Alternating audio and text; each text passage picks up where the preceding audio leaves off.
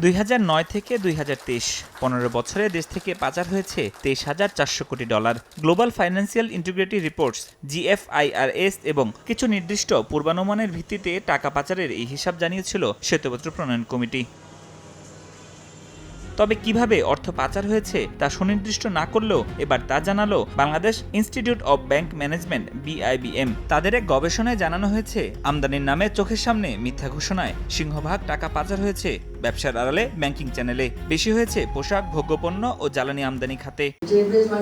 কত ধূর্ততার সাথে মানুষ করে, যারা করে এটা কিন্তু যে গাইডলাইন্স বা এগুলা দিয়ে ধরা যাবে না, এটা একদম আইকিউ অ্যাপ্লাই করতে হবে। আমদানি কার্যক্রমে দেশীয় ব্যাংকের পর্যবেক্ষণ ও তদারকির ঘাটতি ছিল উল্লেখ করে ব্যবসায়ীরা বলছেন, সুতা ও গার্মেন্টসের মতো অন্যান্য খাতের লেনদেনও কঠোরতার সঙ্গে যাচাই বাছাই প্রয়োজন। মনিটরিং এর ব্যাপার আছে। আমাদের বাংলাদেশ ব্যাংক যদি তার দায়িত্ব অতীতে সঠিকভাবে পালন করত, তাহলে হয়তো বা এত পরিমাণে মানি লন্ডারিং হওয়ার সুযোগ কম থাকতো।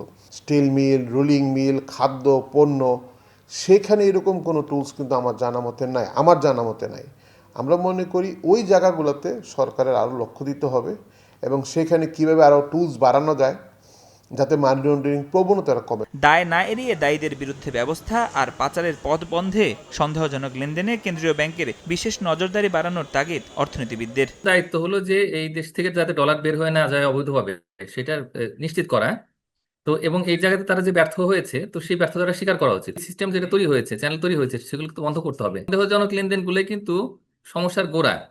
তো সেগুলো সন্দেহের কাতারে রেখে যে যদি আমরা ব্যবস্থা না নিই, তাহলে কিন্তু আসলে এই মানি লন্ডারিংটাকে আমরা প্রতিহত করতে পারবো। আমলা ও রাজনীতিবিদ সহ জড়িতদের বিরুদ্ধে দৃশ্যমান ব্যবস্থা নিতে না পারলে দেশের অর্থ পাচার সংস্কৃতি বন্ধ করা সম্ভব হবে না বলেও মনে করেন অর্থনীতি বিশ্লেষকরা। ফরহাদুর রহমান, সময় সংবাদ, ঢাকা।